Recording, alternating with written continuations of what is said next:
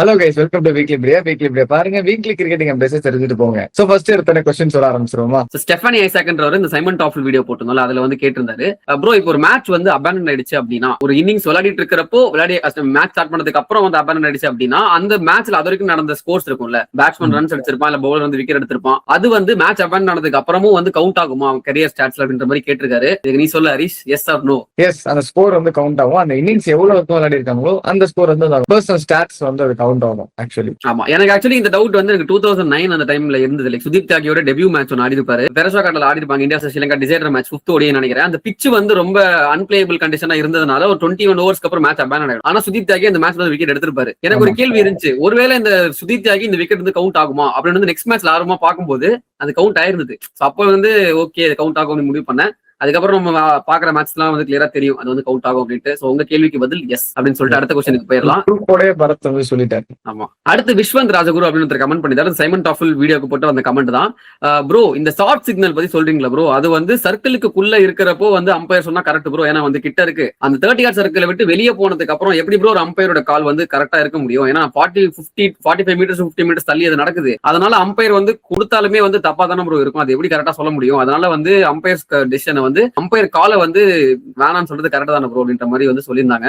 இதுக்கு ஆக்சுவலா இந்த ரீப்ளேல வந்து பாப்பாங்க, தேர்ட் அம்பையர் வந்து பார்த்து சொல்லுவாரு என்ன டிசிஷன் அப்படின்ட்டு மோஸ்டா அதுலயே வந்துருங்க. இப்போ அந்த ரீப்ளேல பார்க்கும்போது நம்மளுக்கு கரெக்டான டிசிஷன் வந்து கண்டுபிடிக்க முடியல. அந்த கேட்ச் சரியா எடுத்தது நம்மளுக்கு தெரியலையோ, இல்லைன்னா வந்து அந்த பவுண்டரி போச்சோ இல்லையோ, எனிதிங் நான் சொல்றேன், பவுண்டரி கிட்ட என்ன நடந்துச்சோ அது வந்து தெரியல அப்படின்றப்போ நம்ம ஒரு டிசிஷன் வந்து அந்த எண்ட் ஆஃப் த டே எடுத்தாகணும். சோ அதுக்கு வந்து அம்பையர் டிசிஷனே எடுத்துடலாமே, அதுக்கு சாஃப்ட் சிக்னல் வந்து ஒரு உதவியா இருக்கும் அப்படின்னு சொல்லிட்டு நான் நினைக்கிறேன் சொல்லலாம். Okay, so similar on the lines actually அவர் கேட்ட கேள்வி கரெக்ட் தான், நான் வந்து அதை ரெஸ்பெக்ட் பண்றேன். பட் ஒரு சின்ன ஒப்பீனியன் என்னன்னா, இப்ப அம்பையர்ஸ் வந்து அவ்வளவு நேரம் நிக்கிறாங்க சரியா. இப்ப அம்பையர்ஸ் பொறுத்தவரையில இவ்வளவு ட்ரைனிங் கொடுத்து அங்க நிப்பாங்க, அவ்வளவு தள்ளி நிக்குது, அது எப்படி உங்களுக்கு தெரியும் அப்படின்னா அந்த ட்ரைனிங் உங்களுக்கு இருக்கும், அது பார்த்து தான் வந்து வருவாங்க. அதையும் தாண்டி 50 கேமரா 60 கேமரா இருக்கிற ஒரு வென்யூவால வந்து ஒரு கேட்சையோ இல்ல வந்து ஒரு பவுண்டரியோ கன்க்ளூசிவ் எவிடன்ஸால சொல்ல முடியல அப்படின்னா அந்த டெசிஷனை வந்து let it given favour of the umpire who standing there. அவ்வளவுதான் வந்து அம்பையர்ஸ் எதிர்பார்க்கறாங்க, which is 100% கரெக்ட் தான் நான் சொல்லுவேன். அம்பையர்ஸ் கால் இருந்துட்டு போட்டோம், தப்பு இல்லை. ஏன்னா எப்படியுமே அம்பையர்ஸ் கால் இல்லாத போது ஒரு கேட்சை வந்து நீங்க ஃபேர்னு வந்து டீம் பண்ண முடியல. டவுட் வந்து பேட்ஸ்மேனுக்கு தான் போகுது இப்பலாம். அதனால வந்து ஒரு அம்பையர் டெசிஷன் இருக்கும்போது அட்லீஸ்ட் பவுலருக்கு சாதகமா போறதுக்கு வாய்ப்பு இருக்குல்ல. அதான் அந்த எண்ட் ஆஃப் தி டே ஒரு டிசிஷன் வேணும். அது யார் டிசிஷனை கேட்பீங்க? அம்பையர் டிசிஷனா இருந்தா பெட்டர் தானே அப்படின்னு சொல்லிட்டு அடுத்த கொஸ்டின், தேர்ட் கொஸ்டின், பிரேம் 0270 அப்படின்னு கமெண்ட் பண்ணிருக்காரு. இந்த கொஸ்டின் கொஞ்சம் அண்டர்ஸ்டாண்ட் பண்ணிக்கிறதுக்கு கொஞ்சம் கஷ்டமா இருந்துச்சு. அப்புறம் தான் எங்களுக்கு வந்து புரிஞ்சது 3 தடவை படிச்சதுக்கு அப்புறம். அவர் என்ன கேட்டிருக்காருன்னா, ப்ரோ இப்போ ஒரு அம்பையர் வந்து டெசிஷன் கொடுக்குறாரு, அவுட்னு கொடுக்குறாரு, அதை வந்து ஒரு டீம் வந்து சேலஞ்ச் பண்ணி போறாங்க. அந்த டெசிஷன் வந்து தப்பு அப்படின்றப்போ, அதாவது வந்து அம்பையர் கொடுத்த டெசிஷன் வந்து தப்பு, அது நாட் அவுட் அப்படின்றப்போ அந்த டீமுக்கு எந்த லாஸும் இல்ல, ஒரு ரிவ்யூ வந்து ரீடைன் பண்றாங்க சரிங்களா. அம்பையருக்கும் எந்த பிரச்சனையும் இல்ல. ஆனா இதே அந்த அம்பையர் அவுட் கொடுத்ததுக்கு அப்புறம் ஒரு டீம் அது அவுட்னு தெரிஞ்சு எடுத்துமே அம்பையர் டெசிஷன் வந்து கரெக்ட் தான், அது அவுட் தான் தெரிஞ்சதுக்கு அப்புறம் டீமுக்கு வந்து எந்த அகைன் டீமுக்கு ஒரு ரிவ்யூ லாஸ் ஆகுது தவிர அம்பையருக்கு எந்த கெயினுமே இல்லையே. அப்ப அது என்ன, அதனாலதான் வந்து ப்ராப்ளம்ஸ் நடக்குது. சோ ஒருவேளை அம்பையருக்கு ஏதாச்சும் வந்து பெனிஃபிட் கொடுத்தாங்க அப்படின்னா அம்பையர்ஸ் வந்து கரெக்டான டெசிஷன் வந்து நிறைய பண்ணுவாங்க அப்படின்ற மாதிரி ஒரு செஷன் கொடுத்திருந்தாரு. அப்படி இல்லனா வந்து டீம்ஸ்க்கு வந்து ஒரு -2 ரன்ஸ் வந்து மைனஸ் பண்ணும், ரிவ்யூ தப்பா போறத தாண்டி ஒரு 2 ரன்ஸ் மைனஸ் பண்ணும். அப்ப என்ன டீம்ஸ் என்ன பண்ணுவாங்கன்னா, அது அவுட்னு தெரிஞ்சா தேவையில்லாம ரிவ்யூ எடுக்க மாட்டாங்க. நான் சில மேட்ச் எல்லாம் பாத்திருக்கேன், அது பிச்சிங் அவுட் சைட்ல இருக்குன்னு தெரியும், இருந்தாலும் வந்து பவுலிங் டீம் வந்து ரிவ்யூ போவாங்க, சும்மா எடுத்து பாப்பா தான் 2 ரிவ்யூ இருக்குல்ல அப்படின்ட்டு. டைம் வேஸ்ட், தேவையில்லாம டைம் வேஸ்ட். அதுக்கு வந்து சஜஸ்ட் பண்றாரு நினைக்கிறேன். உன் தாட் என்ன? ஆக்சுவலி ஃபர்ஸ்ட் எப்படி இப்படிலாம் யோசிக்கிறீங்க? உங்க கிரியேட்டிவிட்டி கண்டு நான் வியக்கிறேன். ஆக்சுவலி இந்த கொஸ்டினுக்கு வந்து ஈஸியா நான் சொல்லிட்டேன் பதில், ஆனா நீங்க இது யோசிச்சதுக்காகவே வந்து ஒரு பாராட்டுகள். ஃபர்ஸ்ட் இதுல சொல்லணும்னா, அந்த ரிவ்யூன்ற ஒரு விஷயம் வந்து பேசிக்கா பாத்தீங்கன்னா எதுக்கு எடுக்கிறதா இருக்கு. அது வந்து ஒரு டீம் நல்லா கரெக்டா இருக்குதோ கரெக்டா எடுக்கலையோ அப்படின்றது அவங்களோட கோர்ஸ் ஆஃப் த மேட்ச் வந்து மாறும் அதுக்கேற்ற மாதிரி. சோ அதனால எப்படி இருந்தாலும் அவங்க யோசிச்சு தான் எடுப்பாங்க. சில வாட்டி ரிவ்யூ இருக்கும்போது எடுக்கலாமே, சும்மா தானே இருக்கு அப்படின்னு சொல்லிட்டு எடுக்கிறாங்க. அதெல்லாம் கம்மி இன்ஸ்டன்சஸ் தான் நடக்குது. அண்ட் டெக்னாலஜியுமே அதுக்கு தான் இருக்கு, தேர்ட் அம்பையருமே அதுக்கு தான் இருக்காரு. ஓகேங்களா, அதுக்கு தானே வாங்குறீங்க. அந்த 2 ரிவ்யூ இருக்குப்பா அப்படின்றது அதுக்கு தான் இருக்கு. நீங்க வந்து இப்போ ஒரு ரிவ்யூ இருக்கு, எக்ஸ்ட்ரா ஒரு ரிவ்யூ கிடைக்கும், நீங்க இது பண்ணா அதனால எக்ஸ்ட்ரா கிடைக்கும்லாம் இல்ல. ஒரு 2 ரிவ்யூ நீ எடுத்துக்கோ, எப்படியா எடுத்துக்கோன்னு சொல்லிட்டு ஸ்டாண்டர்டா கொடுத்துடுறாங்க. சோ அதை எடுத்துக்கலாமே அப்படின்றது ஒரு ஆஸ்பெக்ட். இன்னொன்னு வந்து அம்பையர் டிசிஷன் வந்து மாறும், அம்பையர் வந்து இன்னும் நல்லா டிசிஷன் எடுப்பாரு அப்படின்னு நீங்க சொல்லியிருந்தீங்க. அதுல எல்லாம் எனக்கு உடன்பாடு இல்லைங்க. அம்பையர் எடுக்கிற டிசிஷன் தான் அவங்க எடுப்பாங்க. அண்ட் அம்பையர் பேசிக்கலி இருக்காங்களே, அவங்க வந்து கரெக்டான டிசிஷன் தான் எடுத்தாகணும், அதுதான் அவங்களோட வேலை. இப்ப 2 டீம் சொல்றாங்கன்னா அந்த டீம்ஸ்க்கு தான் என்ன ஃபேவரபிளா கிடைக்கணுமோ தாண்டி அம்பையருக்கு கிடைக்குதோ கிடைக்கலையோ தட் டசன்ட் மேக் அ டிஃபரன்ஸ்ன்றதா என்னோட பாயிண்ட். சரி ஓகேங்க, நம்ம வந்து கண்டென்ட் குள்ள போயிடலாம். இந்த வாட்டி கொஸ்டின்ஸ் சீக்கிரமா முடிஞ்சுல, கண்டென்ட் சீக்கிரமா முடியுதா அப்படின்றது பொறுத்து பார்ப்போம். First content India versus New Zealand, first ஓடி எடுத்தோன்னே நம்ம வந்து டாஸ் ஜெயிச்சிருக்கோம். ஹெட்லைன்ஸ்ல போடுங்கப்பா, டாஸ் ஜெயிச்சு நம்ம வந்து பவுலிங் பவுலிங் எடுத்திருக்கோம். அப்பவே தெரிஞ்சிச்சு மோஸ்டா இந்த மேட்ச் நம்ம ஜெயிச்சிருவோம், ஒரு நம்பிக்கை வந்துருச்சு எனக்கு. வடோடரா விளையாடி இருக்குமா இந்த மேட்ச், ரொம்ப வருஷம் கழிச்சு ஆடி இருக்குமா இந்த ஸ்டேடியம்ல ஆக்சுவலி. சரி ஓகே, ஃபர்ஸ்ட் நியூசிலாந்து வந்து பேட்டிங் போறாங்க. ஓப்பனிங் பார்ட்னர்ஷிப் ஒரு செஞ்சுரி போகுதுங்க, விக்கெட்டே போகல, ஒரு மாதிரி ட்ரையா போயிட்டு இருக்கு. ரெண்டு பேட்ஸ்மேன் செட் ஆயிட்டாங்க. Henry Nicholls and Devon Conway ரெண்டு பேருமே சூப்பரா விளையாடிட்டு இருந்தாங்க. டெவான் கான்வே நம்ம பார்த்தல நல்லா விளையாட்டு இருந்தார் டொமஸ்டிக்ஸ்ல. அவர் வந்து எப்படி பெர்ஃபார்ம் பண்ணுவாருன்னு சொல்லிட்டு வெயிட் பண்றோம். நல்லா விளையாண்டாரு. அதுக்கப்புறம் ஹர்ஷித் ராணா தான் வந்து டப்புன்னு சொல்லிட்டு ஒரு 2 பிரேக் எடுத்து விட்டாப்ல அடுத்தடுத்த ஓவர்ல. அப்படி எப்படி கொஞ்சம் அடிச்சாங்க. அப்புறம் விக்கெட்ஸ் போயிட்டு இருந்தாலுமே டேரல் மிச்சல் அவர் இடத்த புஷ்டா இருப்பான். ஒரு 84 ஆஃப் 71 பால்ஸ் அடிச்சாரு. கடைசியில வந்து ஆக்சிடென்ட் பண்ணாருன்னு வச்சுக்கோங்களேன். அப்படியே புஷ் பண்ணி ஒரு 300 ரன்னுக்கு தள்ளிட்டாங்க நியூசிலாந்து. ஒரு நல்ல ஸ்கோர் தான் சொல்லலாம் அந்த கிரவுண்ட்ல. பவுலிங் பர்ஃபார்மன்ஸ்ல டு மென்ஷன் ஹர்ஷித் ராணா ஒரு பிரேக் த்ரூ கொடுத்தா நமக்கு தெரியும். அதுக்கப்புறம் முகமது சிராஜ்மே வந்து சூப்பரா வந்து புடிச்சு கொடுத்தாரு விக்கெட்ஸ். ஸ்பின்னர்ஸ் பெரிதாக பிரகாசிக்கவில்லை. எஸ், வாஷிங்டன் சுந்தர், ஜடேஜா, குல்தீப் யாதவ் 3 பேருமே வந்து சுமாரா தான் போட்டாங்க. குல்தீப் யாதவ் மட்டும் ஒரு விக்கெட் எடுத்தாரு. அதுக்கப்புறம் பிரசித் கிருஷ்ணா ஒரு 2 விக்கெட்ஸ். ஆனா வந்து எக்கனாமி தாங்க எல்லாருக்குமே பயங்கரமா அடி வாங்குச்சு. எக்கனாமியா போட்ட நம்ம சிராஜுக்கு வந்து 8 ஓவர்ல நிப்பாட்டிட்டாங்க. மத்தவங்க 9-10 ஓவர் போட்டு வச்சிருந்தாங்க. எனக்கு என்ன கேள்வினா, பிரசித் கிருஷ்ணா 9 ஓவர் போட்டாரு, அவர் வந்து 6 மேல வச்சிருக்காரு எக்கனாமி. எதுக்கு சிராஜ் உங்களோட டீமோட பெஸ்ட் போலர் 2 விக்கெட்டுமே எடுத்திருக்காரு அவரோட டே அப்படின்றப்போ, எதுக்கு சிராஜுக்கு இன்னும் 10 ஓவரை கால்குலேட் பண்ணி நீங்க கொடுக்கல? நீங்க வந்து அந்த கோர்ஸ் ஆஃப் த மேட்ச்ல நீங்க வந்து இந்த போலர் என்ன சொல்லிட்டு கூட்டு வந்திருக்கலாம், ஃபைன். பட் ஆனா உங்க டீமோட பெஸ்ட் போலரை நீங்க எப்பவுமே கால்குலேட் பண்ணி இந்த ஓவர்ஸ் இவரை வந்து 10 ஓவர் இப்படி செலவழிக்கணும் அப்படின்னு சொல்லிட்டு நீங்க யூஸ் பண்ணிருக்கணும்ல. கில் அங்க மிஸ் பண்ணிட்டாரோ அப்படின்றது என்னோட பாயிண்டா இருக்கு. சோ ஓகே, நாம வந்து பேட்டிங் பகுதிக்கு போயிடலாம். பேட்டிங் தான் ஒரு பெரிய சம்பவம், நிறைய ரெக்கார்ட்ஸ் வந்திருக்கு ஒரு மனிதருக்கு. அவரை பத்தி நம்ம பேசுவோம். ஃபர்ஸ்ட் இருக்கணும் ஓப்பனிங். சுப்மன் கில்ல போட்டு திணற அடிச்சாரு தான் சொல்லணும். கைல் ஜேமிசன் பாலே படல. 2 பேருமே நல்லா போட்டாங்க. ஜக்காரி ஃபோக்ஸுமே வந்து சூப்பரா போட்டாங்க. 2 பேருமே மூவ்மெண்ட் நல்லா இருந்துச்சு அந்த பால் மூவ்மெண்ட். ஆனா என்ன மூவ்மெண்ட் காட்டலாம், நான் ஒரு மூவ்மெண்ட் காட்டுறேன்னு சொல்லிட்டு ரோஹித் சர்மா வந்து அவரோட இன்னிங்ஸ் அவர் எப்படி ஸ்டார்ட் பண்ணுவாரு நமக்கு தெரியும். அதே மாதிரி சூப்பரா ஆடிட்டு இருந்தாரு. அவர் எப்படி இருந்தாலுமே அந்த ஸ்விங்கிங் கண்டிஷன்ஸ் இருந்தாலுமே ஒரு ஸ்டார்ட் ஒன்று கொடுத்துறாரு ரோஹித் சர்மா. அதை வந்து மென்ஷன் பண்ண அதான் சொன்னேன். பட் ஆனா வந்து ஒரு 25 ரன்ஸும் நம்ம அவுட் ஆயிட்டாரு. அக்ரெசிவ் இன்டென்ட்ல தான் போயிட்டு அவுட் ஆனாரு. 2 6 ஒரு 4 எல்லாம் நினைக்கிறேன். அவர் அவுட் ஆனதுக்கு அப்புறம் விராட் கோலி வந்தாரு. விராட் கோலி வந்ததுக்கு அப்புறம் சுப்மன் கில்லுக்குமே வந்து அந்த பேட்ல கொஞ்சம் பட ஆரம்பிச்சிச்சு. மிடில் ஓவர்ஸ்ல பவுலர்ஸ் எல்லாம் சேஞ்ச் ஆனாங்க. கிளார்க், ஆதித்யா அசோக் எல்லாம் வந்ததுக்கு அப்புறம் கொஞ்சம் பட ஆரம்பிச்சிச்சு. அப்படியே அடிச்சு அப்படியே மீண்டு வராரு கில்லு. இன்னொரு பக்கம் பாத்தீங்கன்னா அப்படியே ஓவர் டேக் பண்ணிட்டு போறாரு நம்ம Virat Kohli. Starting of the இன்னிங்ஸ்ல இருந்து அக்ரெசிவ் அப்ரோச்.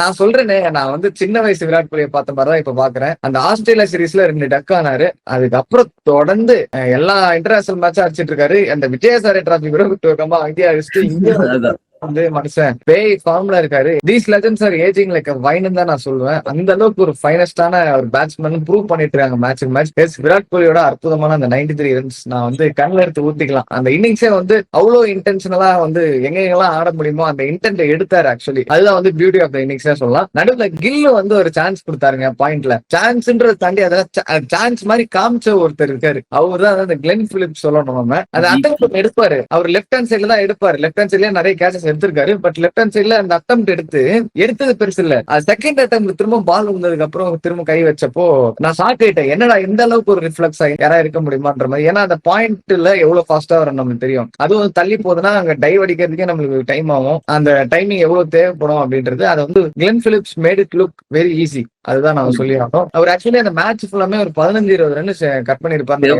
அந்த டீப்ல வந்து பவுண்டரிஸை கட் பண்ணதா இருக்கட்டும். அவ்வளவு ரன்ஸ் ஃபீல்டிங்ல அவர் வந்து சேவ் பண்ணும்போது அது பிரஷர் அது ஆப்போசிட்ல வந்து போடதான் செய்யும். ஒரு பவுலரா அவர் செயல்பட்டதோட அந்த ஃபீல்டிங்ல பாருங்க எவ்வளவு டிஃபரன்ஸ் வந்து உருவாக்கி இருக்காரு அப்படின்னு சொல்லிட்டு, ஒரு ஃபீல்டர் எவ்வளவு முக்கியம் அப்படின்னு டீம் ப்ரூவ் பண்ணிருக்காரு. ஃபீல்டிங் ஆஸ்பெக்ட் சொல்லும் போது நியூசிலாந்துல கிளென் பிலிப்ஸ் நம்ம எவ்வளவு பாராட்டணுமோ அதுக்கு அப்படியே ஆப்போசிட்ன்ற மாதிரிதான் மத்த ஃபீல்டர்ஸ் எல்லாம் கேட்ச் இருந்தாங்க. 2 கேட்ச் டாப் மெயினா குரூஷியலான டைம் அந்த கடைசியெல்லாம் வந்து பால் தான் இருந்துச்சு. அந்த டைம்ல வந்து ஆக்சுவலி ஒரு ஹாஃப் சான்ஸ் இருந்துச்சு நியூசிலாந்து ஒரு டைம்ல. ஹர்ஷித் ராணாலாம் வந்து ஒரு அட்டம் கொடுத்தாரு. அதையுமே வந்து டிராப் பண்ணிட்டு ஈஸி சிட்டர் கேட்ச் அதை டிராப் பண்ணிட்டாங்க. அவர் வந்து ஒரு 64 சொல்லிட்டு எக்ஸ்ட்ரா அதுக்கப்புறம் அடிச்சுட்டு அப்படியே ரன்னே மாத்தி விட்டாரு. வாஷிங்டன் சுந்தர் அவரே ஒரு இன்ஜுரி கன்சர்னோட தான் விளையாடிட்டு இருந்தாரு. விளையாட முடியாத வந்தாரு கிரீஸ்கே. பாத்தீங்கன்னா தெரியும் அவர் ரன்னோடவே கொஞ்சம் கஷ்டப்பட்டு இருந்தாரு. அப்படின்றப்போ வாஷி கொஞ்சம் பிரஷர் போட்டிருந்தா அவரு இன்னுமே வந்து மேட்ச் டைட் தான் போயிருக்குமோ அப்படின்றதுதான் என்னோட பெர்ஸ்பெக்டிவ். ஏன்னா கேஎல் ராவுமே அப்ப வந்து ரொம்பலாம் அடிக்க போகல. கரெக்டா வந்து பால் ரன் தான் ஆடிட்டு இருந்தாரு. கடைசியில வந்து பினிஷ் பண்ணி கொடுத்துட்டாரு கேஎல் ராகுல். அந்த கேஎல் ராகுல் நம்ம ஓடிஎஸ்ல வந்து பாத்துட்டு இருக்கோம். அந்த பினிஷிங் ஆஸ்பெக்ட்ல எப்படி வந்து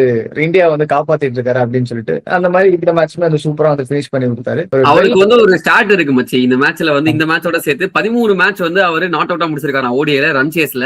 13 மேட்சும் இந்தியா வந்து ஜெயிச்சிருக்காங்க, ஒரு மேட்ச் கூட தோக்கல. உண்மையிலே சம record for summon like KL ராகுல். அவர் அதனாலதான் வந்து பினிஷரா கொஞ்சம் யூஸ் பண்றாரு கௌதம் கம்பீர். ஒரு ரெஸ்பெக்ட்ல எங்க ஜடேஜா விக்கெட் நினைக்கிறேன் ஜேம்சனுக்கு போகும், அதுக்கப்புறம் ஹர்ஷித் ராணா வருவாரு. அவரோட லாஸ்ட் ஓவர் ஜேம்ஸோட லாஸ்ட் ஓவர், ஜடேஜா அவுட் அவர் ஃபர்ஸ்ட் பால்லே. அப்ப என்ன பண்ணுவாரு, ஹர்ஷித் ராணா ஒரு பால் ஏறி வர மாதிரி சம்திங் ஸ்டார்ட் ஆடுவாரு. அப்ப கேஎல் ராகுல் அவர்கிட்ட போயிட்டு ஆடாத அப்படின்ற மாதிரி கையை காட்டுவாரு. நீ பொறுமையா ஆடி, லாஸ்ட் ஓவர் ஜேம்ஸ் 4 விக்கெட் எடுத்திருக்கான், இதுக்கு நீ தேவையில்லாம விக்கெட் விட்டா நம்ம பிரஷர் ஆயிடும் அப்படின்னு சொல்லிட்டு அந்த ஓவரை வந்து பொறுமையா ஆடி அதுக்கப்புறம் வந்து நியூசிலாந்து சொல்லலாம். Actually running between the wickets வந்து ஹர்ஷித் ராணாக்கு ஒரு கிரெடிட் கொடுத்தாகணும். லைக் ஒரு பவுலரா டெய்லண்டர், ஆக்சுவலி ஒரு பேட்ஸ்மேன் வந்து அவ்வளவு ஓடுறாங்கன்னா பெரிய விஷயம், பவுலரா வந்து அவ்வளவு மைண்ட்ஃபுல்லா அந்த சிங்கிள்ஸ் டபுள்ஸ் வந்து இம்பார்ட்டன்ஸ் கொடுத்து விளையாடுறது ரொம்ப பெரிய விஷயம். ஆக்சுவலி ஹர்ஷித் ராணா ஒரு பேட்ஸ்மேனாவே எனக்கு வந்து தெரிஞ்சாரு. ஆக்சுவலி ப்ரமோட் பண்ணிட்டாங்கன்னு நினைச்சேன் ஹர்ஷித் ராணாவை, ஏன்னா வாஷிங்டன் இருக்கிறப்ப ஹர்ஷித் ராணா வராரு அப்படின்ட்டு. அதுக்கப்புறம் தான் புரிஞ்சது வாஷி இன்ஜுரி அப்படின்ட்டு. சரி ஓகே, நம்ம அதாங்க மேட்ச் வந்து முடிஞ்சிருச்சு, நம்ம 3 சேஸ் பண்ணிட்டோம். கேஎல் ராகுல் வந்து கடைசியில வந்து ஒரு சின்ன ஹேண்ட் கொடுத்தாரு, ஸ்ரேயஸ் ஐயர் வந்து 49 அடிச்சாரு. மீன்வைல் அப்படி நியூசிலாந்து பக்கம் வந்தோம்னா நியூசிலாந்தோட இன்எக்ஸ்பீரியன்ஸ் கிளியராவே தெரிஞ்சதுங்க. லைக் வந்து கிறிஸ்டன் கிளார்க்கோட டெபியூ, ஆதித்யா அசோக் வந்து நம்ம பையன், ஆக்சுவலி வேலூர்ல பிறந்த ஒரு பையன், ரொம்ப நாள் கழிச்சு ஃபர்ஸ்ட் டைம் ஆக்சுவலி இந்தியால ஆட போறோம் அப்படின்றப்போ எக்ஸ்பெக்டேஷன் இருந்துச்சு, பட் போட்டு பந்தாடிட்டாங்க. அந்த இன்எக்ஸ்பீரியன்ஸ் அவருக்கு கிளியரா தெரிஞ்சது. எந்த பவுலருமே சரியா போடல அப்பார்ட் ஃப்ரம் கைல் ஜேமிசன், ஒரு 4 விக்கெட் ஆல் எடுத்தாரு. மீன்வைல் ஜக்காரி ஃபோக்ஸ் கொஞ்சம் சான்சஸ் கிரியேட் பண்ணாரு ஸ்டார்டிங்ல. ஹரிஸ் சொன்னா ஒரு கேட்ச் ஒன்னு கொடுத்தாரு கிளென் பிலிப்ஸ். 9 ஓவர்ஸ்ல 49 ரன்ஸ் கன்சிடர் பண்ணாரு ஜாக் ஃபோக்ஸ். பட் ஓகே, ஓரளவு பாக்குறப்போ இந்தியா வந்து ஒரு சேஞ்ச் என்னன்னா, ஆதித்யா அசோக் வந்து கீழே யூஸ் பண்ணிருக்கலாமா ஹர்ஷித் ராணா பேட்டிங் ஆடும்போது. அவரே வந்து கேப்டனே மைக்கேல் கிரெஸ்வெல் வந்து போட்டுட்டு இருந்தார், ஸ்பின்னர் வேணும்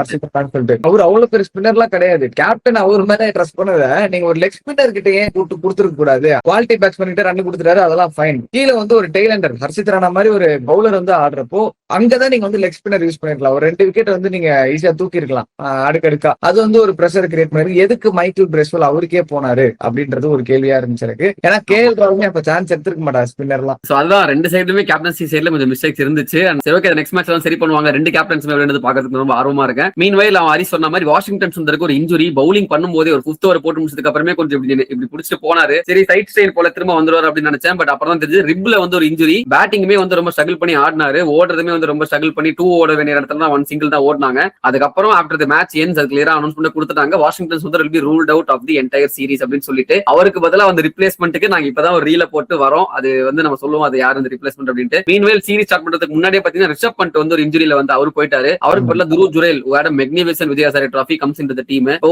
எங்கடா தேவ்தத் படிக்கல் அப்படின்னு கேட்கிற சில ஃபேன்ஸுக்கு தேவ்தத் படிக்கல அதுக்கு பதில் சொல்லிருக்காரு. இன்சைட் ஸ்போர்ட்னு ஒரு இன்ஸ்டாகிராம் பேஜுக்கு லைவ் போடுறப்போ அவரே சொல்லிருப்பாரு, நான் எக்ஸ்பெக்டே பண்ணல நான் வந்து கூப்பிடுவாங்க அப்படின்ட்டு. ஏன்னா ஒரு விக்கெட் கீப்பருக்கு பதிலா விக்கெட் கீப்பர் எதிர்பார்ப்பாங்க. ஆப்வியஸ் சாய்ஸ் மாதிரி இருந்துச்சு. வேற யாராச்சும் இன்ஜுரி ஆனா நான் வரதுக்கு வாய்ப்பு இருக்கு. But I am not hoping for that. I will just pray that all the players who pick நல்லா விளையாடுவாங்க அப்படின்ற மாதிரி சொல்லியிருந்தாரு. அவருடைய பெருந்தன்மை வந்து காட்டியிருந்தாரு. காட்டி முடிச்சுட்டு திரும்ப இன்னைக்கு ஒரு சம்பவம் பண்ணிருக்காரு. அந்த சம்பவத்தை நம்ம அப்புறம் பார்ப்போம். அதுக்கப்புறம் வந்து இன்னொரு இன்ஜுரி இருக்கு இந்தியாவுக்கு. எஸ், நீங்க நிறைய கமெண்ட்ஸ்ல கேட்ட ஒரு இன்ஜுரி, திலக் வர்மா.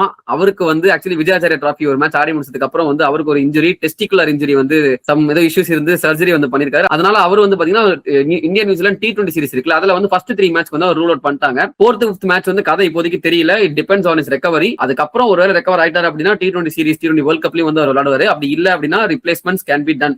31st ஜனவரி வரைக்கும் எல்லா டீம்ஸ்க்குமே வந்து ஐசிசி பர்மிஷன் இல்லாமயே வந்து சேஞ்ச் பண்றதுக்கு அந்த ரைட்ஸ் இருக்கு. So if India needs they can bring a new player replacing Tilak Varma. But பண்ண மாட்டாங்கன்னு நினைக்கிறேன். If Tilak Varma is fit விளையாடுவார்ப்பா அப்படின்ற ஒரு நம்பிக்கை இருந்துச்சுன்னா ஐ திங்க் அந்த ஒரு பெனிஃபிட் ஆஃப் திலக் வர்மா கொடுப்பாங்கன்னு தான் எனக்கு தோணுது. எஸ், ஒரு இன்ஜுரியை பார்த்துட்டோம். முன்னாடியே சொன்ன மாதிரி வாஷிங்டன் சுந்தர் இன்ஜுரியில போனாரு. அவருக்கு பதில் ஒரு ரீப்ளேஸ்மெண்ட் யாரா இருப்பான்னு சொல்லிட்டு யோசிச்சுட்டு இருந்த வேலையில் இவரா இருப்பாரா அப்படின்னு யாருமே எதிர்பார்க்காத மாதிரி ஒரு பேர். Yes, Ayush Badoni comes in place of Washington Sundar. அவர் எதுக்கு எடுத்திருக்காங்கன்னா, லைக் அக்ஷர் பட்டேல் வந்து T20 வேர்ல்ட் கப் வருது, சோ இதுல வந்து விளையாட வச்சு அவரை ரிஸ்க் எடுக்க வேணாம் அப்படின்னு சொல்லிட்டு அக்ஷர் பட்டேல் எடுத்துட்டு வரல. அண்ட் பதனி வந்து ஒரு look like spin option for Washington சுந்தர்னால அவர் பேட்டிங் ஆடுவாரு, ப்ராமினன்ட் பேட்ஸ்மேன். பட் வந்து அந்த ஸ்பின்னிங் ஆப்ஷன் அவர் வாஷி சுந்தர் மாதிரி போடுவாராம் அவரு. எடுத்துட்டு வந்தாங்க டீமுக்குள்ள அப்படின்னு சொல்லிட்டு இன்சைடர் வந்திருக்கு. சோ வந்து கம்பீர் வழக்கம் போல ஒரு பர்ஃபெக்ட் ரீப்ளேஸ்மெண்ட் எடுத்துட்டு வந்திருக்காரு நம்புறோம். இந்த எல்எஸ்ஜி கோடன் பேசிக்கிறாங்க அதெல்லாம் இல்ல அது இல்ல. ஓகே சரி அடுத்த நியூஸ்க்கு போயிடலாமா? ஸ்ரீலங்கால பாத்தீங்கன்னா வந்து பாகிஸ்தான் ஸ்ரீலங்கா T20 சீரிஸ் போயிட்டு இருந்துச்சு. அதுல ஃபர்ஸ்ட் மேட்ச் வந்து பாகிஸ்தான் காம்பரன்சிவா ஜெயிச்சிட்டாங்க. செகண்ட் மேட்ச் வந்து அபாண்டன் ஆயிடுச்சு. தேர்ட் மேட்ச் வந்து அதுக்கு திரும்ப வந்து மழை பெஞ்சிட்டு இருந்துச்சு. இதுவும் அபாண்டன் தான் ஆக போகும், பாகிஸ்தான் ஜெயிச்சிட போறாங்க சீரிஸ் நினைச்சிட்டு இருக்கிறப்போ திடீர்னு வந்து மழை நின்றுச்சு. மழை நின்று அவுட் ஃபீல்ட் எண்ட்ல வந்து ரொம்ப தண்ணி தேங்கிட்டு இருந்தால பவுண்டரியை வந்து கொஞ்சம் உள்ள கொண்டு வந்து 12 ஓவர்ஸ் மேட்ச் வந்து ஆரம்பிச்சாங்க. ஸ்ரீலங்கா வந்து பேட்டிங் ஃபர்ஸ்ட் ஆயில ஆக்சுவலி பாகிஸ்தான் வந்து டாஸ் பண்ணி பவுலிங் எடுக்கிறாங்க. 12 ஓவர்ஸ்ல 160 அடிக்கிறாங்க ஸ்ரீலங்கா. அதுலயும் தசும் ஷனகா ஒரு மாஸ்டர் கிளாஸ் டுவர்ட்ஸ் எண்ட் போட்டு சூப்பரா அடிச்சாரு. கடைசி 3 ஓவர்ல வந்து 49 ரன்ஸ் 15 ரன்ஸ் அடிச்சாங்க ஸ்ரீலங்கா. 12 ஓவர்ஸ் 160 கொஞ்சம் கஷ்டமான #1 டார்கெட் தான் அப்படின்னு நினைச்சிட்டு இருக்கும்போது பாகிஸ்தான் வந்து அவங்களும் சூப்பரா ஸ்டார்ட் பண்ணாங்க. நான் எதிர்பார்க்காத ஒரு பேட்டர், நான் சத்தியமா இவரை வந்து நான் போட்டு கழுவி ஊத்துவேன், பாகிஸ்தான் இது இருக்கிற வரைக்கும் பாகிஸ்தான் ஜெயிக்காத அப்படின்னு சொல்லிட்டு இருக்கிற ஒரு பேட்டர். அவர் வந்து பாத்தீங்கன்னா 12 பால்ல 44 ஏதோ அடிச்சிட்டு இருந்தாரு. யாருன்னு பாத்தீங்கன்னா அந்த டீமோட கேப்டன் சல்மான் அலி ஆகா. சத்தியமா இப்படி இன்னிங்ஸ் அவர் ஆடுவாரு. சொல்றவங்க எல்லாம் வந்து இது மாதிரி அடிச்சு வச்சிருந்தாங்க. இதுதான் ப்ரூஃப். போன வீக் இப்படியாவது அதுக்கு முன்னாடி நம்ம சொல்லியிருந்தோம், அந்த டீம்ல இருந்து எல்லாமே நல்லா இருக்கு, கேப்டன் தான் வந்து உருப்படாது அப்படின்ற மாதிரி சொல்லியிருந்தோம். அவர் இதுக்கு முன்னாடி அடிச்சிருப்பாரா இல்லைன்னு தெரியல இந்த மாதிரி ஒரு இன்னிங்ஸ், ஆனா அந்த மாதிரி அடிச்சு வச்சிருக்காரு. ப்ரோ அவரு இந்த மேட்ச் வரதுக்கு முன்னாடி அவர் சீக்ரெட் வந்து 108 ப்ரோ. இதுதான் ஒரு கரியர் சீக்ரெட். இப்போ வந்து 112 மாறி இருக்கு இந்த இன்னிங்ஸ்க்கு அப்புறம். பாரு செம்மையான அக்ரெசிவான ஒரு இன்னிங்ஸ் பா. அவர் வந்து ஒருத்தரை பத்தியா சொல்லிட்டு அவங்க வந்து அடுத்த லெவலுக்கு போயிட்டு இருப்பாங்க வாழ்க்கையில. சரி ஓகே, அதான் அதுக்கப்புறம் அவரு வந்து ஆரம்பிச்சு விக்கெட் விட்டாரு. நிறைய விக்கெட்ஸ் கண்டினியூஸா போயிட்டே இருந்தாலும் பாகிஸ்தான் வந்து ஒரு டாமினேஷன் கொடுத்துட்டே இருந்தாங்க. வந்து வசரங்கா வந்து ஸ்ரீலங்காக்கு சூப்பரா ஒரு பவுலிங் ஒன்று போட்டாரு. ஐ திங்க் அந்த பெனல்டிமேட் ஓவரா இல்ல அதுக்கு முன்னாடி ஓவர் லைக் 10th ஓவர் போட்டு ஒரு 2 விக்கெட் எடுத்தாரு. மேட்ச் வந்து திருப்பி விட்டாரு. அதுக்கப்புறம் வந்து பத்திரானா அண்ட் நூவான் துஷாரா எண்ட்ல வந்து பவுலிங் போட்டு ஸ்ரீலங்காவுடைய விக்டரியை வந்து இது பண்ணி 1-1 சீரிஸ் வந்து டிரா ஆகுது. இதுல ஹைலைட்டான விஷயம் என்ன அப்படின்னா, ஸ்ரீலங்காவுடைய first ever win against Pakistan in Sri Lanka in 12 years in T20 internationals. இது ஆக்சுவலி மேட்ச் பார்த்தவங்களுக்கு தெரியும். அதுல கமெண்டேட்டர்ஸ் அடிக்கடி சொல்லிட்டு இருந்தாங்க. எனக்கு ரொம்ப ஷாக்கிங்கா இருந்துச்சு கேட்கிறப்போ. ஸ்ரீலங்கால ஜெயிச்சதே இல்லையா அகைன்ஸ்ட் பாகிஸ்தான், அதுவும் 12 வருஷமா ஜெயிக்கலையா அப்படின்னு. ஸ்ரீலங்கா பொதுவா வந்து ஸ்பின் கொடுத்து ஜெயிச்சிருவாங்க நினைச்சிட்டு இருந்தேன். சர்ப்ரைசிங்கா இருந்துச்சு. பட் எனிவே ஒரு good record for Sri Lanka that they manage to இது ஒரு T20 மேட்ச் ஜெயிக்கிறாங்க பாகிஸ்தான் கூட ஸ்ரீலங்கால. T20 வேர்ல்ட் கப் கூட பரவாயில்ல. பாகிஸ்தான்ன்றப்போ பாகிஸ்தான் அவ்வளவு பெரிய டீமா இத்தனை வருஷமா அப்படி இருந்திருக்காங்களா அப்படின்ற மாதிரி ஒரு இதுவா இருந்துச்சு. பட் ஓகே, T20ல வந்து அவங்க கொஞ்சம் டாப்ல தான் இருந்திருக்காங்க கொஞ்சம் சில வருஷங்களாக. அவங்க அது என்னவோ தெரியல. But anyway T20 world cup வேற வரப்போகுது. So it's a good sign for Sri Lanka. இது ஜெயிச்சிட்டாங்க அப்படின்னு சொல்லிட்டு அடுத்த மிஸ் பார்த்துட்டு போயிருவோமா? சோ அடுத்த மிஸ் பாத்தீங்கன்னா Under-19 world cup is about to begin. So இந்த வீக் வந்து ஸ்டார்ட் ஆயிடும். அண்ட் இந்தியா வந்து வார்ம் அப் மேட்சஸ் எல்லாம் வந்து ஆடிட்டு இருக்காங்க. அவங்க கடைசியால வார்ம் அப் மேட்ச் வந்து தோத்துட்டாங்க அகைன்ஸ்ட் இங்கிலாந்து. பட் ஓகே, மழை வந்து கொஞ்சம் கெடுத்து விட்டுருச்சு. பட் எனிவே அதுக்கு முன்னாடி நடந்த சவுத் ஆப்பிரிக்கா சீரிஸ்லயும் சரி, இந்த ஃபர்ஸ்ட் வார்ம் அப் மேட்ச்லயும் சரி, பயங்கரமான ரெட் டாட் ஃபார்ம்ல இருக்கிற பேட்ஸ்மேன் யார் அப்படின்னு பாத்தீங்கன்னா நம்ம குட்டி சூரியவன்சியான வைபவ் சூரியவன்சி. அவர் தான் எந்த டீம் பார்த்தாலும் அடிச்சிருக்காப்ல அந்த பையன். இப்படி அப்புறம் ஒரு மேட்ச்ல வந்து அடிப்பார் மனுஷன். அவர் விக்கெட் எடுக்கிறது ரொம்ப கஷ்டப்படுறாங்க. அது என்ன பவுலர்ஸா இருக்கட்டுமே, ரொம்ப அவங்க நிறைய பிளான்ஸ் எல்லாம் பண்றாங்க. பிளான்ஸ் கேட்டாப்ல இவரும் அங்கதான் அடிக்கிறாரு. ஆனா வந்து ஃபீல்டர் தாண்டி போய் விழுது பால். அதுதான் அது பவுலர்ஸ் என்ன பண்ணுவாங்க பாவம் சொல்லு. அவங்க ட்ரை தான் பண்றாங்க. வைபவ் சூரியவன்சி ஆமா கிரவுண்ட் தான் பெருசா ஆக்சுவலி அது சொல்லுவோம் நம்ம பேசுவதை பத்தி. சோ வந்து வைபவ் சூரியவன்சி ரெட் நாட் ஃபார்ம்ல இருக்காரு. Meanwhile Ayush Mhatre and Vihaan Malhotra comes back into the team. நம்ம சவுத் ஆப்பிரிக்கா சீரிஸ்ல அவங்க இல்ல அப்படின்ற மாதிரி பாத்திருந்தோம். அவங்க வந்துட்டாங்க. ஆயுஷ் மாத்ரே இந்த மேட்ச்ல வந்து ஐ திங்க் அகைன்ஸ்ட் இங்கிலாந்து ஒரு 49 அடிச்சாரு. குயிக் ஃபயர் 49 அடிச்சாரு. அதுக்கப்புறம் ஆரோன் ஜான்ஸ் வந்து சம ஃபார்ம்ல இருக்காரு. நம்ம அதுவும் வந்து முன்னாடி பார்த்துட்டு இருக்கோம். அபிகியான் குந்து அங்கங்க இந்த கேமியோஸ் கொடுக்காரு. சவுத் ஆப்பிரிக்கா அகைன்ஸ்டா வந்து அர்வான்ஸ் பங்காலியா ஒரு விக்கெட் கீப்பர் பேக்கப் அவருமே வந்து நல்லா ஆடினாரு. லைன் அப் ஆடுறது கொஞ்சம் கஷ்டம் தான். பிகாஸ் அபிகியான் குந்து is going to start. RS Ambareesh ஒரு இன்ஜுரிக்கு அப்புறம் வந்திருந்தாரு. அவரும் சூப்பரா பெர்ஃபார்ம் பண்ணிட்டு இருக்காரு. பவுலிங்ல வந்து பாத்தீங்கன்னா தீபேஷ் தேவேந்திரன் நம்ம தமிழ்நாடு சேர்ந்த பவுலர். அவர் நல்லா இம்ப்ரெசிவா போட்டு இருக்காரு. அந்த 140+ அவர் யூசுவலா போடுறாரு. அது நல்லா இருக்கு. அதுக்கப்புறம் கிஷான் குமார் சிங் வந்து ஒரு பவர் பிளேல லெஃப்ட் ஆர்ம் சீமர். அவருமே வந்து நல்லா போட்டுட்டு இருக்காரு. மீன்வைல் ஹெனில் பட்டேல் அண்ட் கிலான் பட்டேல் ரெண்டு பேருமே வந்து சூப்பரா பெர்ஃபார்ம் பண்ணிட்டு இருக்காங்க. பவுலிங் வந்து எனக்கு தெரிஞ்ச பிரச்சனை இல்லைங்க, நல்லா தான் போயிட்டு இருக்கு. டீமே வந்து ஆல் செட்டா இருக்கு. திரும்ப வந்து வேர்ல்ட் கப் அடிச்சிருவோமா அப்படின்ற ஒரு கேள்வி வந்து எல்லா இந்தியன் ஃபேன்ஸ்குள்ள இருக்கு. அதுதான் வந்து நானும் ரொம்ப ஆர்வமா இருக்கேன். I think this is the year for India. Tough கொடுக்குற ஒரு 2-3 டீம்ஸ்ல வந்து கண்டிப்பா ஒரு டீம் வந்து இங்கிலாந்து. அவங்களுக்கு நம்ம வார்ம் அப்ல தோத்துருக்கோம். கண்டிப்பா டீம் டு வாட்ச் அவுட் ஃபார்னே நான் சொல்லுவேன். உண்மையிலேயே வந்து நல்லா எடுத்திருக்காங்க அவங்களும். தாமஸ் ரியூ, அப்புறம் வந்து டாப்ல வந்து பென் டாக்கின்ஸ், அப்புறம் வந்து செபாஸ்டியன் மோர்கன் நல்ல ஆல்ரவுண்டர், நல்லா அவருமே சூப்பரா பெர்ஃபார்ம் பண்ணிட்டு இருக்காரு. நாட்டிங்ஹாமை சேர்ந்த ஃபரான் அகமது இருக்காரு. சோ என்டையர் டீம் பாக்குறப்போ அதுவும் நல்லா இருக்கு. இல் be good clash. India vs England finals எதிர்பார்க்கிறேன். வருமானம் தெரியல, பட் வந்தா வந்து it's going to be a good match ன்ற மாதிரி சொல்லுவோம். ஆஸ்திரேலியா வந்து meantime for the first time கொஞ்சம் வீக்கா இருக்காங்களோ அப்படின்றப்போ வீக்கா நான் வந்து ஆலிவர் பீக்டா அப்படின்னு சொல்லிட்டு அவர் வந்து அந்த சைடுல வந்து நல்லா பெர்ஃபார்ம் பண்ணிட்டு இருக்காரு. நம்ம பிக் பேஸ்லயே பார்த்த ஒரு மேட்ச் அடிச்சு கொடுத்தாரு ஒரு மெல்போர்ன் ரெனிகேட்ஸ். சோ ஓகேங்க, அதான் Under-19 வேர்ல்ட் கப் பார்க்கிறதுக்கு இன்ட்ரெஸ்டிங்கா இருக்கும். But anyway once again just like ICC tournament 4 team பயங்கர ஸ்ட்ராங்கா இருக்காங்க. மீதி இருக்கிற டீம்ஸ் கொஞ்சம் வீக்கா தான் இருக்காங்க ஆன் பேப்பர். பட் எனிவே என்ன நடக்க போகுதுன்ற வீக்லி நம்ம கிரிக்கெட்டிங் அப்டேட் வீக்லி இப்படிலாம் நம்ம கன்வே பண்ணிட்டே இருப்போம். சரிங்களா? Okay, so going to the next update. Next Vijay Hazare updates பாத்துருமா? இப்பதான் ரீசெண்டா நடந்து முடிச்சு. Yes, quarter finals Mumbai vs Karnataka ஒரு சப்புன்னு முடிஞ்ச மேட்ச்னே சொல்லலாம். எஸ், நம்ம அவரோட எதிர்பார்த்து கொண்டு நம்ம ஸ்டார்ஸ் யாருமே கிடையாது. மும்பைல பாத்தீங்கன்னா ஸ்ரேயஸ் ஐயரா இருக்கட்டும், சர்ஃப்ராஸ் கானா இருக்கட்டும், சூரியகுமார் யாதவ், கேப்டன் சத்துர் தாக்கூரே வந்து இன்ஜுரினால வந்து ரூட் அவுட் ஆயிட்டாரு. சோ டீம்ல பாத்தீங்கன்னா அன்கிரிஸ் ரகுவன்சி, முஷீர் கான், அதுக்கப்புறம் ஹர்திக் தமோரே, இவங்க தான் கொஞ்சம் ப்ராமினன்ட் டைம்ஸ் நம்ம பார்க்கலாம். தாண்டி சம்ஸ் முலானி வந்து ஒரு 84 நம்ம அடிச்சாரு. அதுதான் வந்து ஒரு ஃபைட்டிங் டோட்டல் மும்பை போட்டுச்சு. பட் சேசிங் டீம் கர்நாடகா வந்து ஈஸியா அடிச்சுட்டு முடிச்சுட்டு போயிட்டாங்க.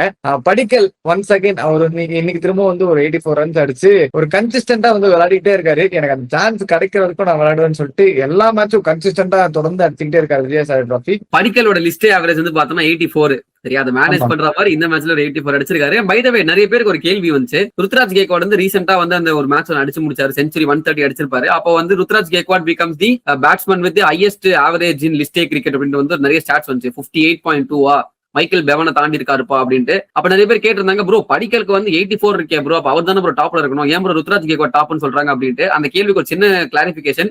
ருத்ராஜ் கேக்வாடோட ஸ்டார்ட் அந்த ESPN கிரிக்கெட் ஸ்டார்ட் வந்து பாத்தீங்கன்னா 50 இன்னிங்ஸ் கம்ப்ளீட் பண்ணவங்களுக்கு மட்டும்தான். 50 இன்னிங்ஸ்ல கம்ப்ளீட் பண்ணதுக்கு அப்புறம் ருத்ராஜ் கேக்வாட் வந்து அதிக டாப்ல இருக்காரு. Second followed by Michael Bevan அந்த லிஸ்ட் அப்படியே இதாவது. மீன்வேல் படிக்கல் வந்து 40 இன்னிங்ஸ் ஆதிக்காரு இப்போ வரைக்கும். சோ ஒன்ஸ் படிக்கல் வந்து 50 இன்னிங்ஸ் ஆட்டாரு அப்படின்னா அன்டவுட்டர்லி படிக்கல் தான் டாப்ல இருப்பார். இதுக்கப்புறம் நடக்கிற 10 மேட்ச் டக்கானாலே வந்து படிக்கல் தான் ஃபர்ஸ்ட்ல இருப்பாரு. சரிங்களா? சோ வந்து அந்த அளவுக்கு ஸ்டார்ட் வச்சிருக்காரு Padikkal. Going to beat that record. கண்டிப்பா அது இல்லன்னு சொல்ல மாதிரி. ஜாம்பவான்ஸ் விராட் கோலியா இருக்கட்டும், அப்புறம் ஒரு இன்னொரு பிளேயர் ஏதோ பழைய பிளேயர்லாம் இருந்தாங்க, எல்லாம் 15,000 20,000 ரன் வச்சிருந்தாங்க. அந்த லிஸ்ட்ல வந்து இப்பதான் இவங்க 50 மேட்சஸ் மேல ஆடி இருக்காங்க. கெய்க்வாடா இருக்கட்டும், படிக்கல் வரப்போற படிக்கலா இருக்கட்டும், இன்னும் லாங் வே டு கோ தான் நான் சொல்லுவேன். படிக்கல் வந்து பெருசாலாம் இன்னிங்ஸ் எல்லாம் இல்லைங்க. அவர் ஆவரேஜ் மெயின்டைன் பண்ணிருக்காரு. அவ்வளவுதான். அது கேர்ஃபுல்லா ஒரு இன்னிங்ஸ் அவரோட ஆவரேஜான ஒரு இன்னிங்ஸ் அப்படிதான் ஆவரேஜான ஒரு இன்னிங்ஸ்.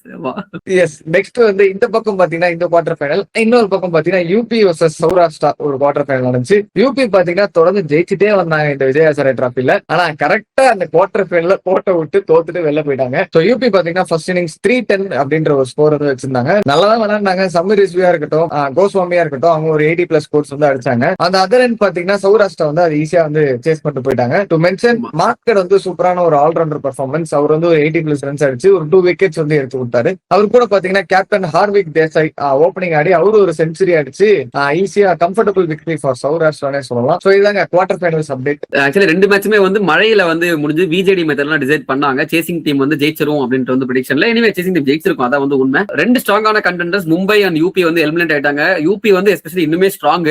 பவுலிங் அவங்க ரொம்ப சூப்பரா போட்டிருந்தாங்க. சீரிஸ் ஃபுல்லா ஜீசன் அன்சாரியா இருக்கட்டும், விப்ராஜ் நிகமா இருக்கட்டும், பிரசாந்த் வீரா இருக்கட்டும், சூப்பரான பவுலிங் பெர்ஃபார்மன்ஸ்ல போயிட்டு இருந்தாங்க. அன்பார்ச்சுனேட்லி ஹரிஸ் சொன்ன மாதிரி when they needed it the most, unfortunately they were unable to deliver it. ஆமா, பிரசாந்த் வீர் வந்து கன்சிஸ்டன்டா பெர்ஃபார்ம் பண்ணிட்டே இருக்காரு. நீங்க கேட்டிருந்தீங்க. எஸ், உண்மையிலே அவர் வந்து பெர்ஃபார்ம் பண்றதா நான் இனிமே சொல்றதுக்கான வாய்ப்பு கிடைக்கல. ஆமா, அதே மாதிரி த்ரூ ஜுரல் இல்லாதது ஒரு பெரிய வீக்னஸ் அமைஞ்சிச்சு ஃபார் யூபி. ஏன்னா சீரிஸ் ஃபுல்லா அவர் வந்து ஆக்சுவலி அவருக்கு ஒரு ரெக்கார்ட் இருந்துச்சு. 7 மேட்ச்ல வந்து 6 50+ ஸ்கோர்ஸ் இந்த தடவை விஜயசாரை டிராபில. அதுல வந்து 2 தடவை செஞ்சுரி பிளஸ் அடிச்சிருக்காரு. அப்படின்றப்போ he was in a red hot form. நம்ம வந்து படிக்கல் வந்து என்னெல்லாமோ பேசுறோம், படிக்கல் சூப்பரான ஃபார்ம்ல இருக்காருப்பா அப்படின்ட்டு. அவர் வந்து பிக் டாடி செஞ்சுரி அடிச்சதுனால அவர் வந்து டாப்ல இருக்காரு ரன் ஸ்கோரிங் சார்ட்ல. ஜுரல் வந்து சைலண்டா வந்து 50 60 75 18 வந்து அவர் ஒரு ரெண்டுல அடிச்சுக்கிட்டே இருந்தாரு. காட் தி கால் அப். அந்த கால் அப் கடைசனாலே என்னன்னு தெரியல. யூபி வந்து தோத்துட்டாங்க. they needed in the most இந்த மேட்ச்ல, பட் அன்பார்ச்சுனேட்லி கிடைக்கல. பட் ஓகே, அடுத்து வந்து பாத்தீங்கன்னா இன்னும் 2 குவார்டர் ஃபைனல்ஸ் மேட்ச் வந்து இன்னைக்கு, அதாவது வீடியோ வந்து Tuesday ரிலீஸ் ஆகும் நாங்க நம்புறோம். எம்பா எடிட்டர் ஹரிஷ் கரெக்டா போட்டிருப்பா. எடிட்டர்னு சொல்லும் போது ஆக்சுவலி நாங்க எடிட்டர் கேட்டிருந்தோம் கைஸ், லைக் வந்து ஒரு வீடியோ போட்டிருந்தோம் எடிட்டர் வேணும் அப்படின்ட்டு. நிறைய ரெஸ்பான்ஸ், எக்கச்சக்க ரெஸ்பான்ஸ் இருந்துச்சு.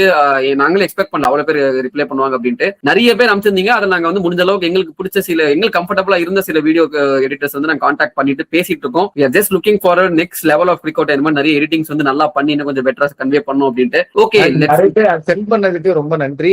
ரொம்ப நன்றி. டிசப்பாயிண்ட் ஆயிடாதீங்க. லைக் வந்து எடுத்துக்க முடியலையே டீம்ல அப்படின்னு சொல்லிட்டு சுஜித்மே வந்து எங்ககிட்ட ஆக்சுவலி ஒரு வீடியோ எடிட்டர் கேட்டாரு. அவங்களுக்கு வந்து ரீடைரக்ட் பண்ணிடுறோம். ஓகேங்களா, அவங்க ப்ரொஃபைல. Okay, so yes, coming back to quarter finals. Quarter finals 3 and 4 வந்து நடக்க போகுது. ஃபர்ஸ்ட் மேட்ச் பாத்தீங்கன்னா விதர்பா வெர்சஸ் டெல்லி. அதுல வந்து ஜெயிக்கிறவங்க வந்து ஐ திங்க் கர்நாடகாவோட விளையாடுவாங்க அப்படின்னு நினைக்கிறேன். அண்ட் செகண்ட் மேட்ச் வந்து பாத்தீங்கன்னா மத்திய பிரதேஷ் வெர்சஸ் பஞ்சாப். அதுல ஜெயிக்கிறவங்க வந்து சௌராஷ்டிரா அகைன்ஸ்ட் ஆடுவாங்க. சோ யாரு போவாங்க அப்படின்றது தெரியல. But anyway Karnataka look strong on paper. Devdutt படிக்கலர் இந்த மாதிரி ஃபார்ம்ல இருந்தார் அப்படின்னா அடிச்சுக்கிட்டே இருக்கேன், ஆடிக்கிட்டே இருப்பேன், ஆடினே இருக்காரு. மாதிரி தேவதூத் படிகளா இருக்கட்டும், கெய்க்வாடா இருக்கட்டும், ஆடிட்டே இருக்காங்க. ஆனா கெய்க்வாட்னா அவ்வளவுதான், ஆட வேண்டிய அவசியம் இல்லை. எலிமினேட் ஆயிடுச்சு மகாராஷ்டிரா. எலிமினேட் ஆயிட்டாங்க அவங்க டீம். ஆமா, சோ ஓகேங்க, அதான் யார் குவாலிஃபை ஆவாங்கன்னு தெரியல. But anyway Karnataka look strong favourites. பாப்போம் யார் ஜெயிப்பாங்க விஜயசாரி அப்படின்ட்டு. உன் ப்ரெடிக்ஷன் என்ன இருக்கா விஜயசாரி டிராஃபிக்கு?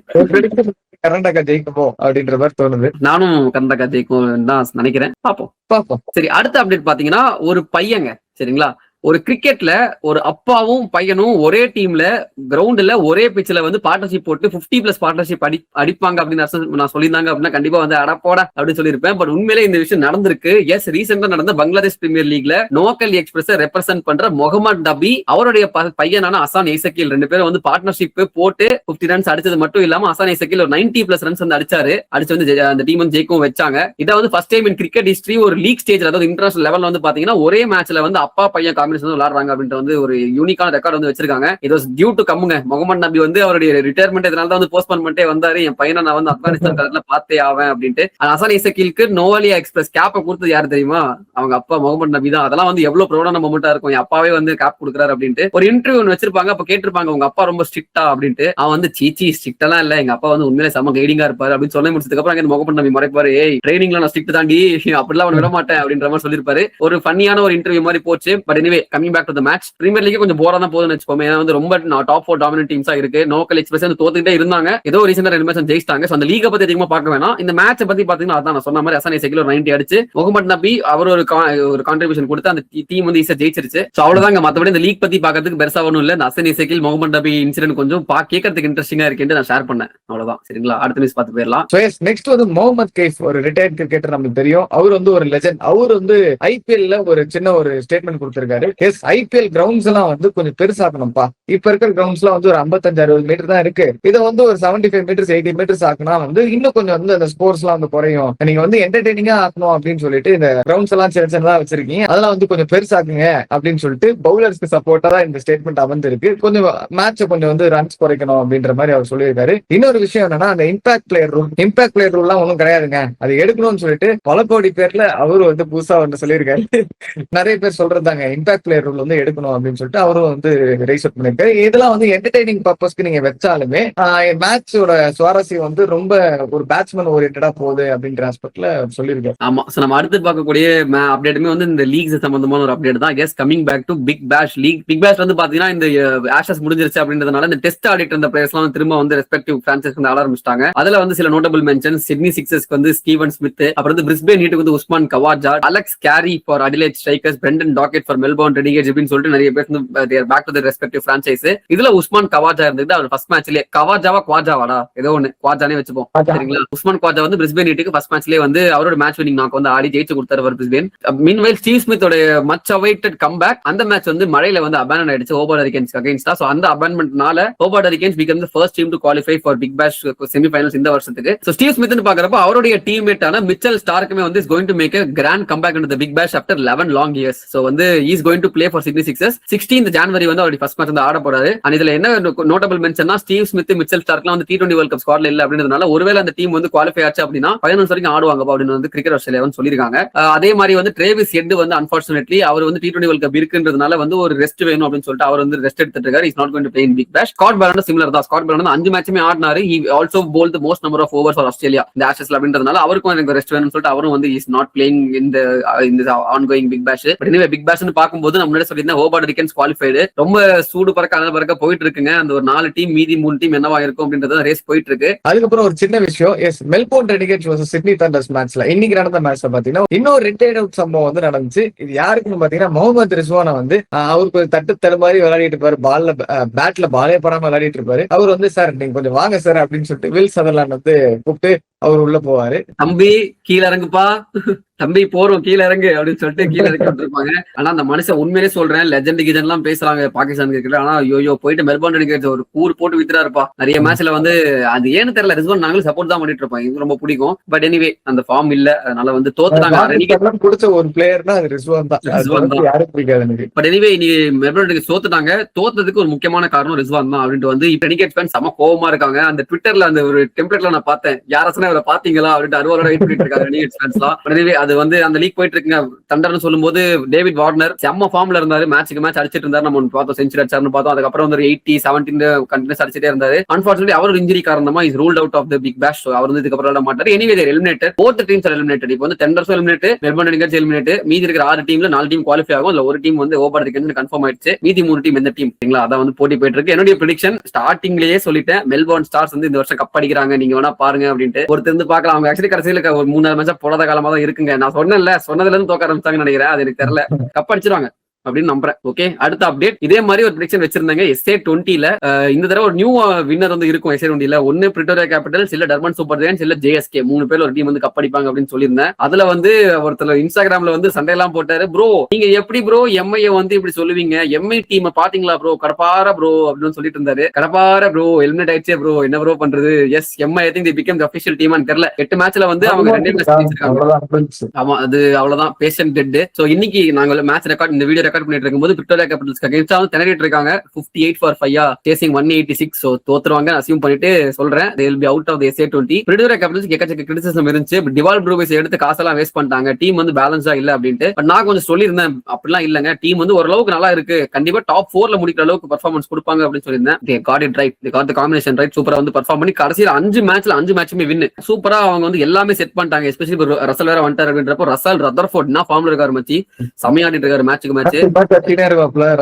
ஆமா, ராஸ்டன் சேஸ் ஒரு மேட்ச்ல வந்து சூப்பரா டெத் பவுலிங் போட்டு ஜெயிக்க வச்சார் அந்த டீம் டர்பன் சூப்பர் ஜெயின்ஸ்க்கு அகைன்ஸ்டா. நல்ல பெர்ஃபார்மன்ஸ், நல்ல பீக்ல போயிட்டு இருக்காங்க. மீன்வேல் பால் ராயல்ஸ் ஒரு 3 மேட்ச் தொடர்ந்து ஜெயிச்சாங்க, அதுக்கப்புறம் ஒரு டவுன்ஃபால் வந்து தோத்துறாங்க. இப்ப அடுத்து அவங்களுக்கு டர்பன் சூப்பர் ஜெயின்ஸ்க்கு அகைன்ஸ்டா ஒரு ஹோம் மேட்ச் இருக்கு. பட் அந்த மேட்ச்ல அவங்க தோத்துருவாங்க நான் ப்ரெடிக்ட் பண்றேன். சோ டாப் 4ல ஐ திங்க் நான் ப்ரெடிக்ட் பண்ணதுல எம்ஐ கேப் டவுன் வந்து எலிமினேட் ஆயிட்டாங்க. ஐ திங்க் நான் டாப் 4 வருவாங்கன்னு நினைச்சிருந்தேன். சன்ரைசர்ஸ் ஈஸ்டர்ன் கேப்ஸ் வராது அப்படின்னு சொல்லியிருந்தேன். அந்த போர்ஷன் மட்டும் ஷிஃப்ட் ஆகும்னு நினைக்கிறேன். மற்றபடி பால் ராயல்ஸ் அண்ட் எம்ஐ கேப்டன் வந்து வெளியே போயிடும். சோ மீதி இருக்கு 4 டீம்ஸ் குவாலிஃபை ஆகும். அதுல நான் சொன்ன மாதிரி Victoria Capitals, Durban Super Giants, JSK 3ல வந்து 1 வந்து கப் அடிக்கும். பேசிக்கா வந்து நியூ வின்னர் இந்த வந்து SA20ல இருப்பாங்க அப்படின்னு நான் ப்ரெடிக்ட் பண்ணிருந்தேன். I'm sticking with that prediction. And ஜேஎஸ்கேன்னு சொல்லும்போது ஒரு பெரிய massive update. Faf du Plessis வந்து இன்ஜுரி ஆயிட்டாரு. ஒரு ஃபிங்கர் வந்து இப்படி தரையில வந்து இப்படி ஃபீலிங் பண்ணும்போது மடங்கிடுச்சு. அதனால வந்து அவரால் பேட்டிங் பண்ண முடியல against Mumbai MI Cape Town. 2 மேட்சுமே தோத்துட்டாங்க எம்ஐ கேப் டவுனுக்கு அகைன்ஸ்டா ஜேஎஸ்கே. ஏண்டா அவனே தோத்துட்டு இருக்கான், அவங்ககிட்ட போய் தோக்குறியாடா, வெக்கமா இல்லையாடா அப்படின்ற மாதிரி கேட்கணும் தான் தோணுச்சு. பட் நான் எக்ஸ்பெக்ட் பண்ணிருந்தேன், நான் சொல்லியிருந்தேன் போன வீக்ல இப்படியே தோத்துருவாங்க ஜேஎஸ்கே அப்படின்ட்டு. சரி ஓகே, அது ஒரு பெரிய இன்ஜுரி அப்டேட் ஃபார் ஜேஎஸ்கே. அது மட்டும் இல்லாம ரைலி ருசோ அவருமே வந்து ரூல் அவுட் ஆயிட்டாரு. அவருக்கு பதிலா டிவான் யான்சன் வந்து எடுத்து வந்திருக்காங்க. So all of sudden JSK batting looks வீக்கா அப்படின்ற ஒரு விஷயம் இருக்கு. Faf du Plessis not officially out of the league, அதுன்னு அனௌன்ஸ்மெண்ட் வரல. பட் வந்துட்டா என்ன பண்றது, யார் அவர் ரீப்ளேஸ் பண்ணுவாங்க அப்படின்ற ஒரு கேள்வி வந்து இருந்துகிட்டே இருக்கு. ஏன்னா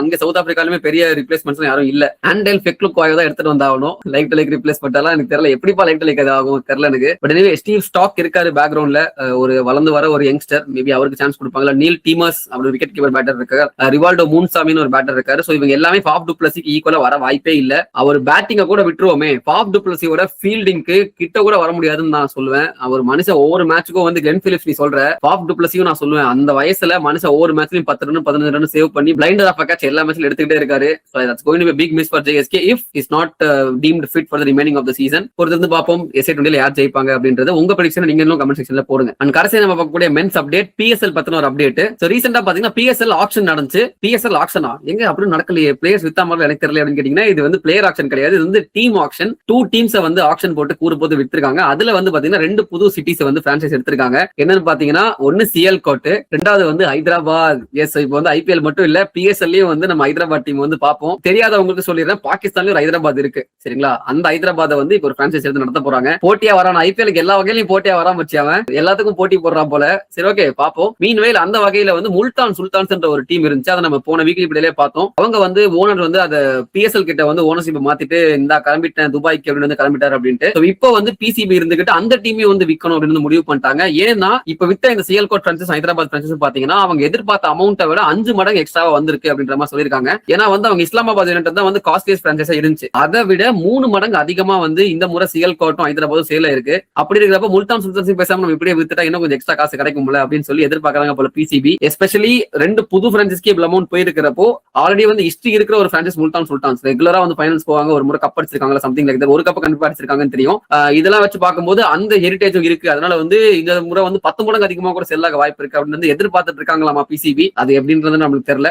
இன்னும் ஒரு சின்ன அப்டேட் வந்து ஆட் பண்ணி இந்த செக்மெண்ட்டை முடிக்கணும்னு நினைச்சேன். சித்துடன் வந்து மென்ஸ் செய்திகள் நிறைவேறதுனா matches to watch out for பாத்துருவோமா. சோ ஃபர்ஸ்ட் எடுத்தோன்னே இந்தியா வர்சஸ் நியூசிலாந்து நம்ம அவளுடன் எதிர்பார்த்து கூட்டிருந்தா அந்த சீரிஸ் தான். அதுல பாத்தீங்கன்னா செகண்ட் ஓடியை வந்து 14th நடக்குது, வென்ஸ்டே இந்த வீடியோ ரிலீஸ் ஆகிறதுக்கு அடுத்த நாள் நடக்குது. அண்ட் 18th சண்டே வந்து தேர்ட் ஓடியை நடக்குதுங்க. அதுக்கப்புறம் வந்து நாக் அவுட் ஸ்டேஜஸ் வந்து போயிட்டு இருக்கு. விஜயசாரை டிராஃபில நம்ம பாத்துட்டு இருந்தோம். குவார்டர் ஃபைனல்ஸ் இப்போ 2 மேட்ச் முடிஞ்சது. அதுக்கப்புறம் ஃபைனல்ஸ் வந்து சண்டே நடக்குது ஓகேங்களா. சண்டேவோட விஜயசாரை டிராஃபி முடிஞ்சது ஓகேவா. அதுக்கப்புறம் BBL கேம்ஸ் அதுவும் வந்து லாஸ்ட் ரவுண்ட்ல இருக்கு, அதுவுமே இந்த வீக்ல ஆல்மோஸ்ட் முடிஞ்சிடும் ஓகேங்களா. அதுக்கப்புறம் Under-19 world cup updates. Yes, 15th ஜனவரி அன்னைக்கு நம்ம USA கூட ஒரு மேட்ச் ஆடுறோம். அண்ட் 17th ஜனவரி அன்னைக்கு பங்களாதேஷ் கூட ஒரு மேட்ச் ஆடுறோம் ஓகேங்களா. ஆக்சுவலி இந்தியாவுக்கு வந்து ஃபேவரட் குரூப் தான் சொல்லுவேன். USA, பங்களாதேஷ் அண்ட் நியூசிலாந்து வந்து கொஞ்சம் ஓகே, அது ஸ்ட்ராங்கா சொல்ல மாட்டேன். ஈஸியா 3 மேட்ச் ஜெயிச்சு வந்து அடுத்த ஸ்டேஜுக்கு போயிருவாங்க. அதை தாண்டி SA20 சூப்பர் ஸ்மாஷ் அதுக்கப்புறம் WPL மேட்சஸ்லாம் வந்து ரெகுலரா நடந்துட்டு தான் இருக்கும். நீங்க அதை பார்த்து என்ஜாய் பண்ணுங்க. Next women's update பாத்துறோம்.